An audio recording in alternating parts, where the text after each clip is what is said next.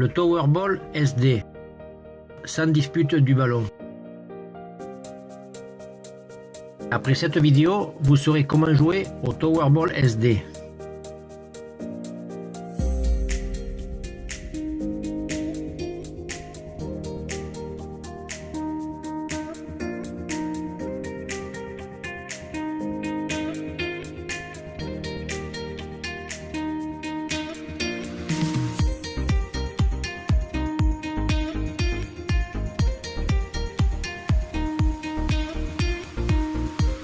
Allons-y avec ces règles. Deux équipes de 3 joueurs, depuis leur respective moitié de terrain, devront atteindre les 21 points exacts à travers des lancers à la tour. La tour est composée de 2 entrées frontales de chaque côté et d'une entrée horizontale supérieure commune. Les buts auront différentes valeurs selon l'entrée du ballon. Si le ballon rentre mais rebondit avant la zone de la tour, 0 point. S'il rentre mais rebondit dans la zone de la tour, 1 point. 2 points si le ballon rentre par le grand cadre frontal.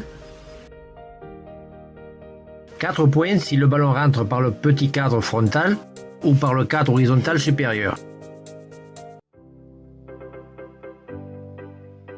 Chaque joueur occupera une zone déterminée pendant la durée de l'échange, jusqu'à ce que le ballon passe dans le terrain adverse. Le lanceur jouera dans la zone centrale, zone de tir et zone des volets, mais sans pouvoir toucher le ballon dans les zones latérales. Dans la zone de la tour, il ne pourra rentrer que pour faire la première passe.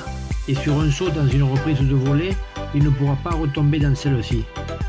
Les joueurs latéraux, un dans la zone latérale droite et l'autre dans la zone latérale gauche, feront les passes au centre aérien et ne pourront pas rentrer dans la zone centrale. On pourrait rajouter une zone bonus au-delà des 20 mètres, d'où chaque entrée obtenue vaudra 1 point de plus. Chaque joueur aura droit à une touche de balle, ou 2 si elles sont réalisées en l'air et sans rebond entre les 2 touchés. Le jeu débutera par un service qu'on réalisera derrière la ligne des 15 mètres en lâchant le ballon des mains et en le frappant avant qu'il ne touche le sol. Il devra tomber dans la zone centrale adverse, entre la zone de la tour et la zone des lancers, et ce sera toujours l'équipe qui marquera le point qui servira. Une fois dans notre camp, le ballon devra croiser la zone centrale d'un latéral à l'autre. Si c'est le lanceur qui réceptionne le ballon, il devra faire la passe vers un latéral qui le passera à l'autre, avant de retourner au lanceur pour le tir ou reprise de volée finale. Après le lancer et que le ballon soit passé dans le cas adverse, les joueurs devront faire une rotation dans le sens des aiguilles d'une montre. Une nouvelle règle que l'on n'avait pas appliquée ici a été introduite. C'est la règle de l'interception. Cette règle rendra le jeu beaucoup plus dynamique et elle s'effectue de la façon suivante. Après le service du lanceur, c'est le latéral gauche qui pourra rentrer dans la zone centrale adverse pour tenter d'intercepter le ballon. Mais il ne pourra pas intervenir sur le tir du lanceur adverse. Il devra rapidement retourner récupérer sa place pour continuer avec la phase de jeu dans son camp. De la même manière, si c'est après un lancer, c'est pendant la rotation qu'il pourra rentrer dans la zone centrale adverse. Et s'il n'y parvient pas, il récupérera immédiatement sa place sur le côté latéral droit pour continuer avec la phase de jeu dans son camp.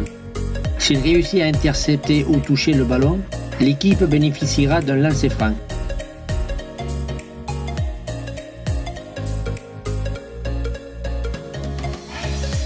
Tout échange non abouti par un tir ou reprise de volée sera sanctionné par un lancer franc. Mais l'équipe n'effectuera pas de rotation jusqu'à ce que le lanceur ait pu tirer. Quand le lanceur réussira une entrée à la tour, comme récompense à sa réussite, on ne fera pas de rotation. Les lancers francs s'exécuteront à partir de la ligne des 15 mètres, avec ballon arrêté au sol, ou bien en l'air après l'avoir lâché des mains. Sur les lancers francs, les entrées réussies vaudront 1 point de moins que les entrées réussies durant la phase de jeu. Après un lancer franc manqué, Le jeu continuera normalement avec une nouvelle phase de jeu. Quand le ballon est renvoyé par la tour, on renouvelle la phase de jeu pour un nouveau tir, sans faire la rotation. La rotation se fera quand le ballon sera passé dans le camp adverse. Quand la réception est réalisée par le lanceur, ou bien par un latéral, le lanceur pourra choisir s'y rester dans sa zone des lancers ou bien s'avancer jusqu'à la zone des volets pour la reprise finale.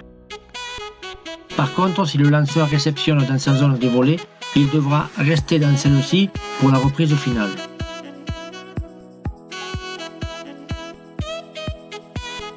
Ce jeu demande d'une grande attention pour ne pas se laisser surprendre par un renvoi de la tour. Comme c'est le cas ici, où le joueur attentif a le temps de réagir pour faire sa passe, tandis que le joueur non attentif se laisse surprendre, ce qui entraîne un lancer franc à faveur de l'adversaire. Voyons maintenant quelques erreurs qui occasionneraient un lancer franc à faveur de l'équipe adverse. Les fautes de service quand le ballon ne retombe pas dans la zone centrale adverse, c'est-à-dire dans la zone des volets. Si après un tir ou reprise de volée, le ballon ne retombe pas dans le camp adverse ou au-delà de la ligne des 20 mètres. Si l'on touche le ballon hors des limites du terrain. Si le ballon s'arrête durant la phase de jeu ou s'il ne croise pas la zone d'où il a été touché. S'il ne croise pas la zone centrale sur la passe d'un latéral à l'autre. Et finalement, si l'on ne respecte pas le nombre de touchés accordés. Venez et mesurez votre adresse avec vos amis. Vous serez les bienvenus au Tower Ballpark.